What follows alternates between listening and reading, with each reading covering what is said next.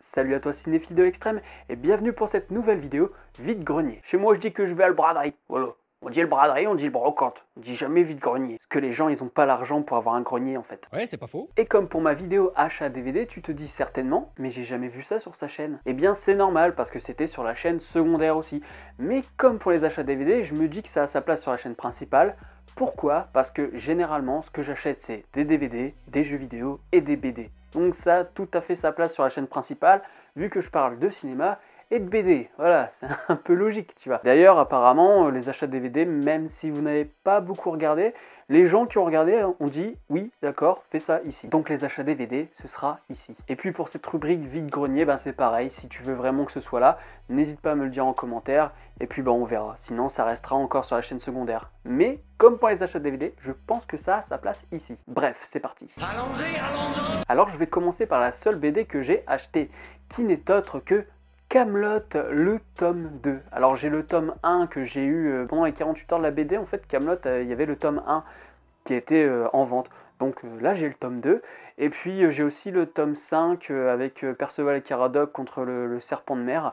Donc voilà, je commence un peu à améliorer ma collection de Kaamelott. Putain, il est fort ce con. Toujours même stand et pour 1 € chacun, j'ai eu 2 DVD. Tout d'abord, Tintin de Spielberg, qui est sous blister d'ailleurs, tu vois, ça brille. Donc voilà, 1 €, j'ai dit, on y va direct. Surtout que j'ai vu Ready Player One il y a quelques jours, j'ai sorti ma vidéo d'ailleurs dessus. Je t'invite à aller la voir, il y a certainement une petite fiche qui est en train de se manifester. Bonjour à toi petite fiche, bref. Et ensuite, on a, c'est quoi déjà que j'ai acheté? L'arnaque avec Paul Newman et Robert Redford. Je sais pas du tout ce que c'est. Je sais juste que c'est un film Universal et que c'est un film classique. Voilà, ça va pas plus loin. Je connais juste deux noms, mais honnêtement, je l'ai jamais vu. Et c'est vrai que du classique, comme ça, j'en ai pas beaucoup. Donc là, je me suis dit c'était l'occasion pour 1 €, voilà, c'est cool. Ouais, man. Et pour finir, 3 DVD que j'ai eu pour le prix de 5 €. Oui, c'est déjà fini, hein, j'ai pas eu grand chose cette fois-ci. Le problème avec Boulogne-sur-Mer et les alentours, c'est que par exemple, niveau comics, il n'y a pas grand chose. Donc c'est un peu compliqué. Et les DVD, j'essaye de freiner un peu, quoi, parce que là, je n'ai déjà. Enfin, je déconne pas, hein, quand je dis ça, je dois en avoir une cinquantaine de DVD à regarder. Et de l'inédit, des films que j'ai jamais vus. Bref, il y avait 2 films qui m'intéressaient. Et je me disais, mais merde, faut que j'en prenne un troisième.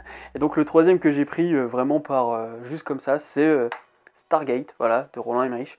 Parce que Stargate quoi, c'est mon enfance. D'ailleurs, c'est là que tu te rends compte que Atlantide de Disney a quand même pas mal repompé sur Stargate. Sauf qu'au lieu que ce soit une porte des étoiles, c'est l'Atlantide. Mais sinon, les personnages, c'est les mêmes, quoi. Le petit binoclard, là, c'est le même binoclard qu'on a dans Stargate et qui découvre la porte des étoiles, quoi. Et qui découvre comment y accéder et comment parler la langue des gens qui sont en face, quoi. C'est exactement pareil. Atlantide, ils ont tout repompé à Stargate. Ça, c'est simple, c'est simple. Moi, je le dis, c'est écrit dans mon bouquin. Et pour finir, Sylvester Stallone. J'ai vraiment l'impression qu'à chaque fois que je vais acheter des DVD, j'achète un Stallone. Je vais finir par tous les avoir, quoi. Même si là, en ce moment, j'avoue que je prends principalement les moins bons, à part, enfin, là, non. Là, il y a du lourd. Je vais le laisser de côté, je vais d'abord te présenter celui que je connaissais pas du tout. Mais genre, même de nom, je ne connaissais pas du tout. Et c'est Shade, les maîtres du jeu. T'as quand même Jamie Foxx, Stallone. Après, je les connais pas vraiment, Je connais pas vraiment les autres. Mais Stallone est grisonnant dessus et tout. Enfin, je sais pas ce que ça va donner. Et si c'est comme Detox, c'est-à-dire un film dont t'entends pas parler du tout, qui ne revient jamais, qui ne sort jamais de sa filmographie, à part chez les fans de Stallone, j'ai peur que ce soit pas terrible, quoi. Mais heureusement, je me suis fait un gros kiff. Non, un gros kiff. Parce que là, c'est un film qui a été réalisé par James Mangold. Et là, vous me voyez arriver, c'est le gars qui a fait Logan. Et ceux qui connaissent Stallone et James Mangold savent de quoi je parle, puisque c'est Copland.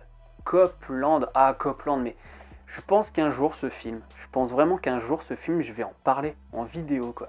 Je l'ai vu sur RTL9 il y a quelques mois, j'étais sous le choc. Vraiment, mais sous le choc, quoi. Je me suis dit, putain, avec Copland, on a le droit à un grand Stallone. Il a pris entre 15 et 20 kilos pour ce film. Je vous jure, il est vraiment, mais pas reconnaissable du tout. Il incarne vraiment pas ce côté, je suis une merde, mais je vais atteindre les sommets. Là, c'est vraiment, mais putain, ouais, non, franchement, là, je pense que c'est le plus beau rôle qu'on ait pu donner à Stallone. Et même lui, il est d'accord avec ça. Je dis toujours, pas en prenant Rocky et Rambo, quand tu les prends pas en compte, c'est vraiment ce personnage dans Copland qui est qui est vraiment, qui te montre vraiment que Stallone est capable de faire des trucs de ouf. Et c'est intéressant, c'est que finalement, je pense qu'on va finir par lui donner des rôles plus intéressants, qui sont plus dans cette tranche, notamment quand tu vois ce qu'il avait fait dans Creed. Ce qu'il a fait dans Creed, c'est vraiment totalement différent du Rocky que tu vois habituellement, quoi. Et ce Rocky que tu vois dans Creed, eh ben, il est pas si loin de celui du personnage qu'on a dans Copeland.